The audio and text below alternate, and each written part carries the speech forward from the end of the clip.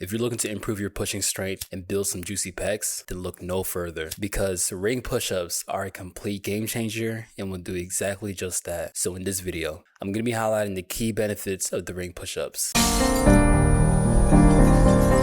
Now, I'm not going to lie, if you're the type to be spamming hella different push-up variations or doing rep after rep, set after set, then I'm not going to cap. You're going about it the wrong way. Okay, maybe not the wrong way, but there's definitely a more efficient process of going about implementing progressive overload. So let's say, for example, you got to a point of being able to do about 30 to maybe 50 reps per set. And your primary objective is to build general strength and also build your chest. So in my personal experience and opinion, it just makes more sense to choose an exercise progression that specifically targets the chest. But while doing that, you're challenging yourself to help improve your overall strength. So this can lead us to the route of doing archer push-ups or wide grip push-ups. So that's you doing different push-up variations by just simply changing the position of your body. But a simple, more optimal route, I hate using the word optimal, but trust me guys on this one. The best way to go about things is to essentially utilize gymnastic rings. Now, the biggest benefit of using gymnastic rings is that it provides something that the floor or parallel bars doesn't have. And that's simply the instability factor that the ring provides. Now, you just maintaining the plank or top portion of the push-up position on the rings is going to be significantly harder than that on the bars or the floor. Don't believe me? Try for yourself. That being said, let's take a look at the rings turned out push-ups, aka the RTO push-ups. Begin by lowering the rings. Understand this, the lower the elevation, the harder the exercise gets. So make sure you choose the right elevation where you can stay within the 8 to 15 rep range. Then is to have your arms fully extended. Rings are facing outwards, meaning you want to have your hands facing away from you. Hence the name, rings turned out. This will place more tension on your chest and the anterior side of your arms, like the biceps and front delts. Then you want to begin to lower yourself, and as you're coming down, you want to transition the rings inwards. Then push back up with the rings turned out again, but also focus on bringing the rings to touch each other and hold at the top position. So this is going to further reinforce that chest engagement, and that's pretty much it in terms of the RTO push-ups. Like I mentioned earlier, if this elevation is too difficult for you, all you got to do is simply increase the elevation by adjusting the rings. So everybody has a different sweet spot in terms of finding that right intensity to stay within the 8 to 15 rep range. So the same technique applies, but this time you're in a more upright position compared to that being in a more horizontal body position, which increases the intensity.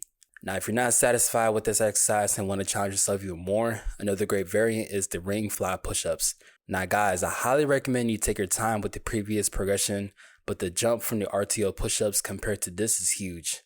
Think of this exercise as the bodyweight version of the cable fly machine or the pec deck machine. So similar to that of the RTO push-ups, you want to choose an elevation that allows you to stay within the 8 to 15 rep ranges. But this time, you want to keep the rings in a neutral position throughout the entire motion. Then you want to pretend to give the floor a big hug and open up your chest. But as you're doing that, make sure you're squeezing your core and maintaining a slight bend in your elbows. Now, you don't want to be completely bent, but you also don't have your arms completely straight. This is key because the degree of how far you extend your elbows can be the deciding factor between optimizing the stretch in your chest, and depending on how low you go, you can risk hurting yourself. Now, thankfully, I never hurt myself with the rings and got injured, alhamdulillah, because I always make sure to take my time with any kind of exercise, especially the rings, because the rings are going to be humbling you like no other. So if you do a progression that's currently harder than where you're at right now, then you're probably not even going to be able to do the exercise, and you're more than likely just going to completely fail or just injure yourself. Like,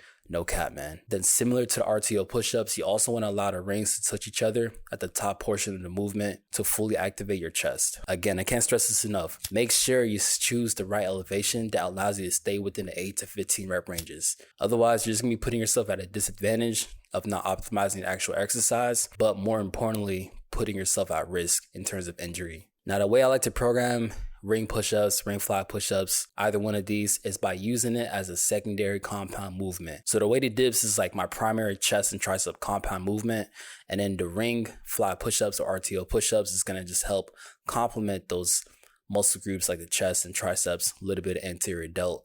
But it's just a secondary movement. It's not my primary focus. So not saying you don't need to do these first. It's just me personally. I like to specialize on the weighted dips as my primary movement for my chest and triceps.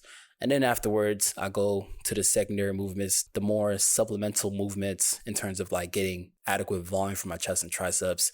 So not going to say which one's better. That's going to be a whole different video right there. But that being said, if you utilize weighted dips, whether it's on the rings or on the bars, and then followed by ring fly push-ups or RTO push-ups, you're going to get some nice pecs, man. And that's no cap. But hey, what do I know? If you'd like to see more content like this, be sure to follow me, man. I'm the Tough Fitness Scout here. No cap. Cobra Trains, he's up next. Make sure y'all subscribe to him. He's number one out here. He's the toughest fitness guy out here.